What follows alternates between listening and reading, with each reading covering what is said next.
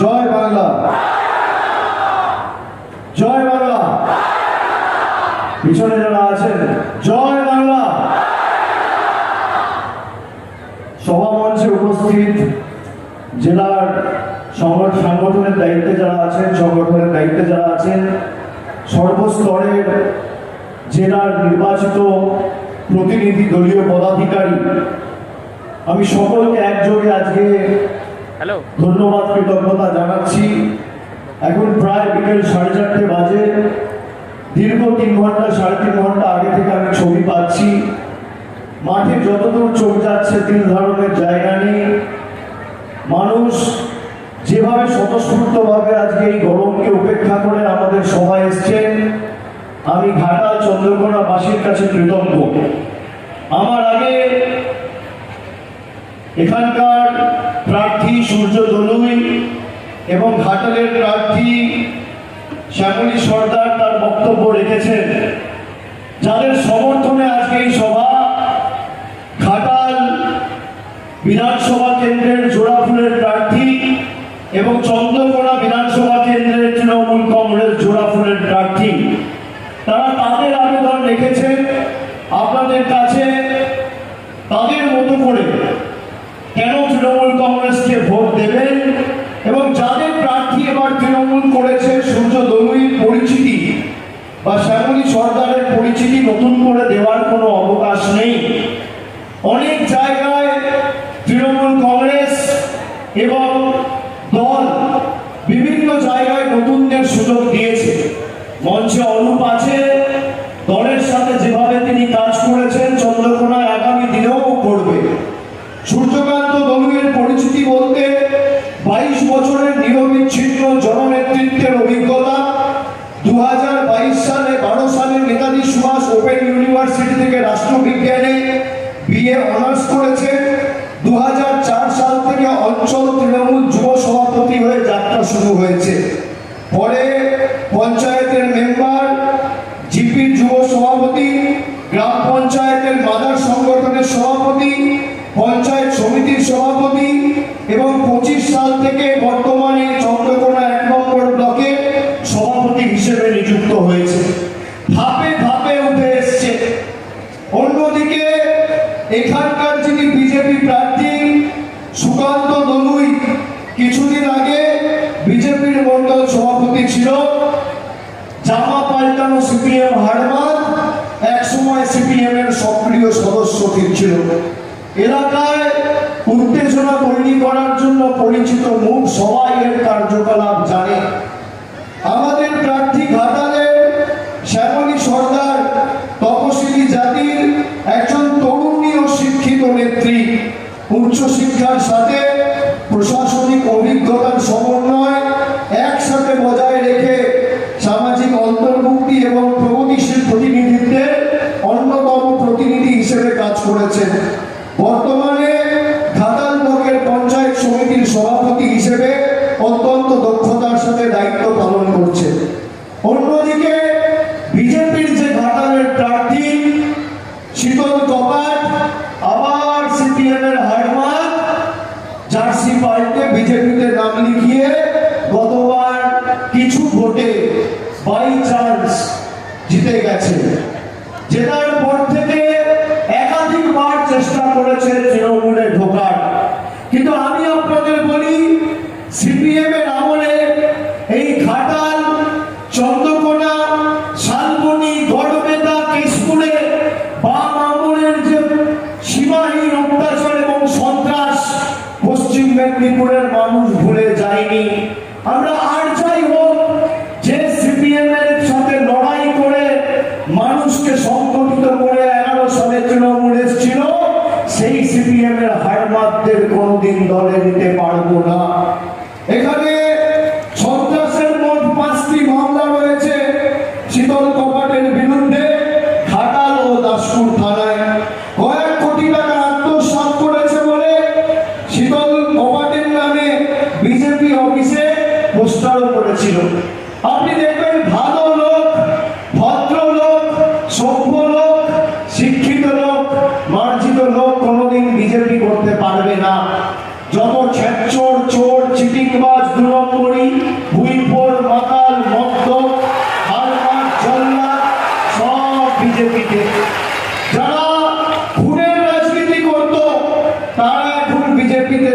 গিয়েছে।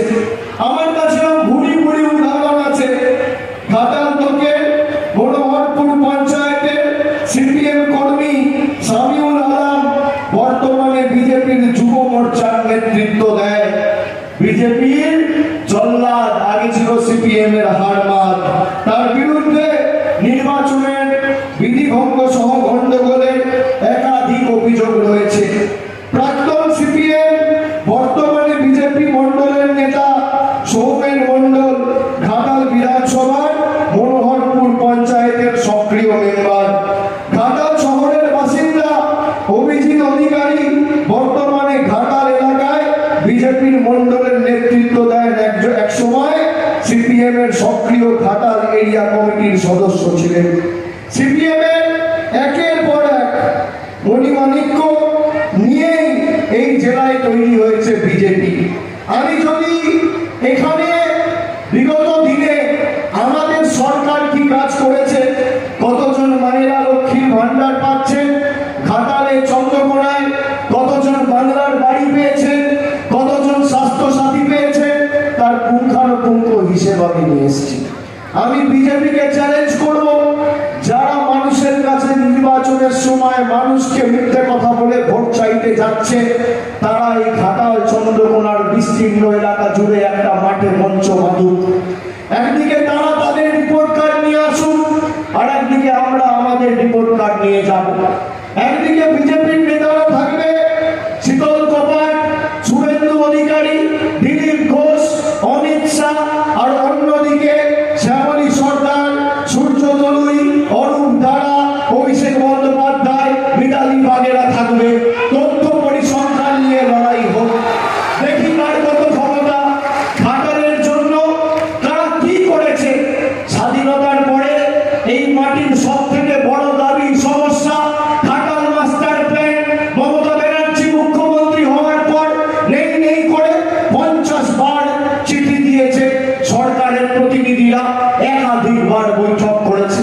আমি 2024-এ দেবের প্রচারের সময় ঘাটালে এসে কথা দিয়েছিলাম যে আপনারা দেবকে এখান থেকে জেতান যদি কেন্দ্র সরকার 31শে ডিসেম্বরের মধ্যে কোনো সহযোগিতা না করে, তাহলে আমরা রাজ্য থেকে ঘাটাল মাস্টার প্ল্যানের কাজ শুরু করব।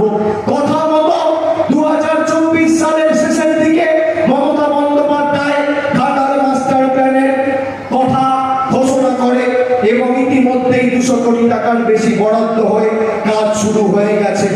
এখানে সব থেকে বড় সমস্যা ঘাটাল বিধানসভার ঘাটাল মাস্টার প্ল্যানে কোনো কেন্দ্রের সহযোগিতা আমরা গত 12 বছরে পাইনি। উল্টে এই প্ল্যান যাতে কার্যকর না হয় তার জন্য বিজেপির বিভিন্ন স্তরে নেতৃবৃন্দ মানুষকে উস্কেছে। জমি অধিগ্রহণ করার ক্ষেত্রে ঘাটাল সহ দাসপুরে জমি অধিগ্রহণ করতে বাধা সৃষ্টি করেছে এবং মানুষকে প্রতিনিয়ত ভুল বুঝিয়েছে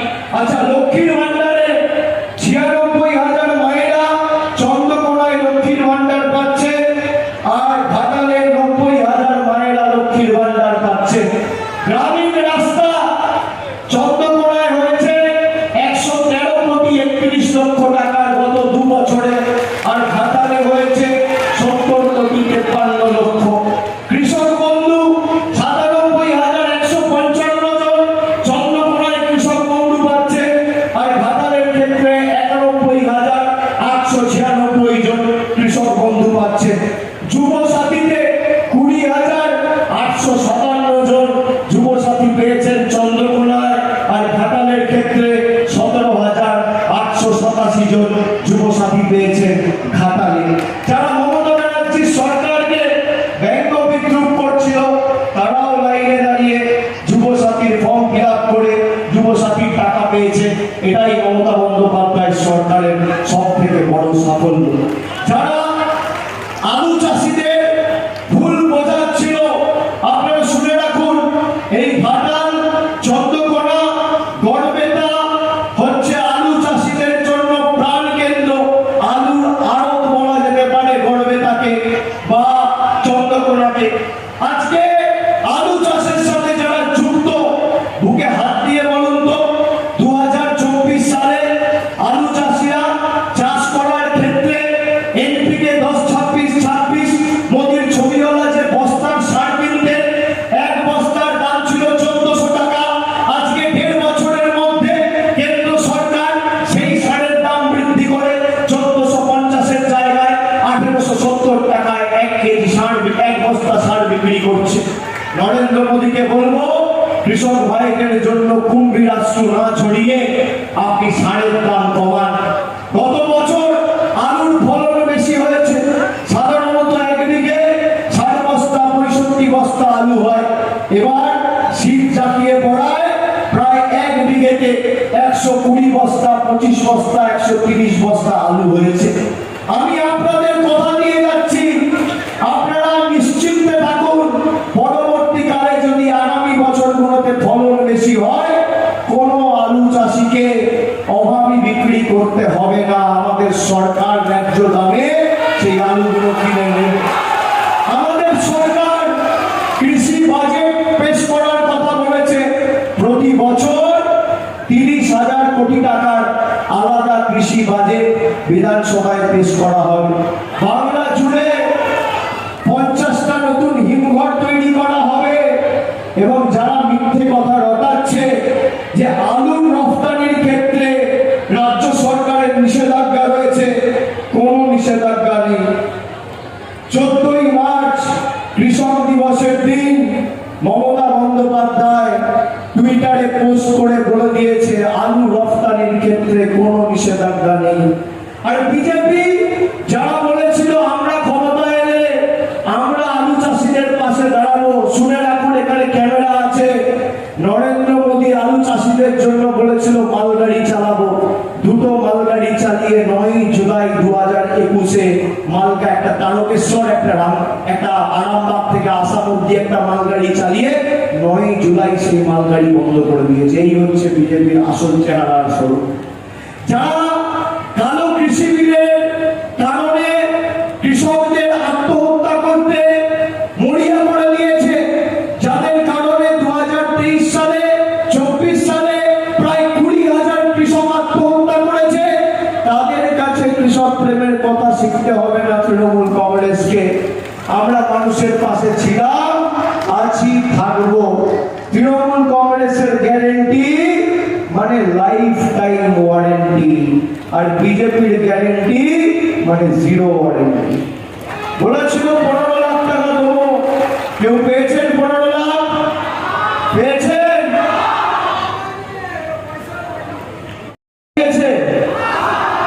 চোখে দেখা গেছে? চন্দ্রকোনায় কেউ পেয়েছেন না? ঘাটালে পেয়েছেন? পাননি? বলেছিল 15 লাখ টাকা দেবো, হয়নি।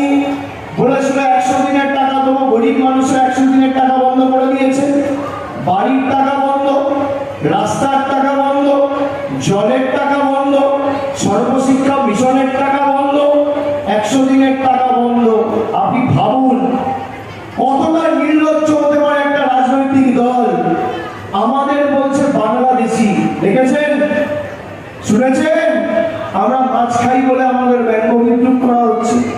আমরা বাংলায় কথা বলি বলে আমাদের অস্তিত্ব, ভাষাকে অস্বীকার করা হচ্ছে। এই পশ্চিম মেদিনীপুর জেলা ঈশ্বরচন্দ্র বিদ্যাসাগরের মাটি। ঈশ্বরচন্দ্র বিদ্যাসাগরকে বিজেপি একদিকে তার মূর্তি ভাঙে, আর অন্যদিকে যোগী আদিত্যনাথের পায়ে হাত দিয়ে প্রণাম করে। এই হচ্ছে বিজেপির আসল চেহারা।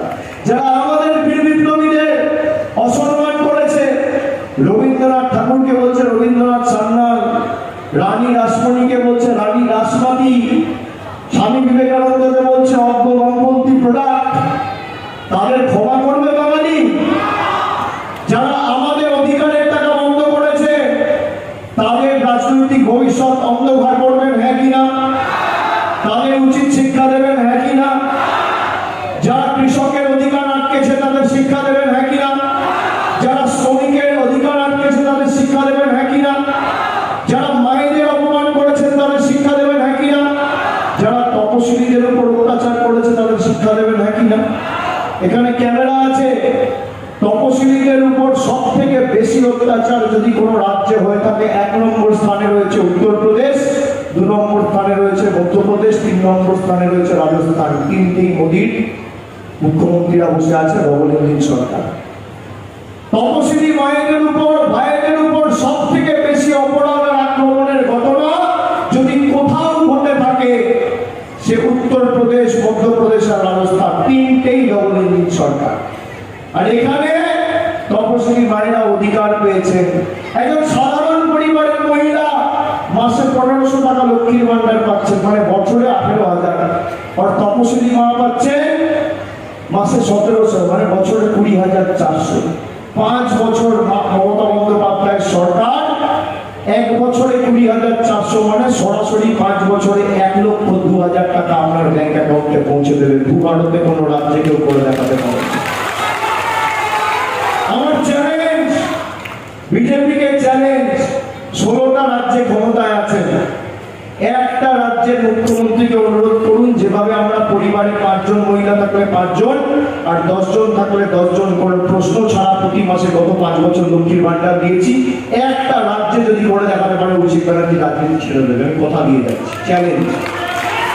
পারবে না। এরা খালি মিথ্যে কথা বলতে জানে, মানুষকে ভুল বোঝাতে জানে, আমাদেরকে অপমান করতে জানে, আমাদের অধিকার আটকাতে জানে। এখন বিজেপির কর্মীরা, বিজেপির নেতারা, বিজেপির প্রার্থীরা দেখছি কারোর বাড়িতে গিয়ে কড়াইয়ে লুচি বেঁধে দিচ্ছে, কারোর বাড়িতে দেখছি মই বেয়ে বাইরে রং করে দিচ্ছে, কারোর বাথরুমে ঢুকে দাড়ি কেটে দিচ্ছে, কারোর চুল কেটে দিচ্ছে, কারোর বাড়িতে রান্না করে ঢুকে ডাল সেদ্ধ করে দিচ্ছে। আমি মায়েদের বলবো, বাড়িতে ঝাঁটা আছে? আছে? ঝাঁটাটা হাতের নাগালে রাখুন। আজকে 20 তারিখ হয়ে গেল, এই মাসে আর 10 দিন, আর 4 মে ফল, মানে এই মাসের 10 দিন আর ওইদিকে মে মাসের 4 দিন, 14 দিন হাতে সময়। ঝাঁটাটা হাতের নাগালে রাখুন। যদি বিজেপির নেতা কর্মীরা আসে, এদেরকে ঝাঁটা দিয়ে ঘর দুয়ার পরিষ্কার করা, কাজে লাগান। এদেরকে আর দেখতে পাবেন না তো 4 তারিখের পরে। আর ভাইদের বলবো, চুল দাড়ি কেটো না। আগামী দিনে শীতল কুমারদের দলের লোকেদের চুল দাড়ি কাটাও, এদের ফুল দিয়ে চুল কাটাও, দাড়ি কাটাও, যা কাজ করার করিয়ে নাও। 4 তারিখের পর আর এদের দেখতে পাবে না। তোমার দেখা নাই গো, তোমার দেখা নাই। মমতা বন্দ্যোপাধ্যায় কথা দিয়ে কথা রাখে।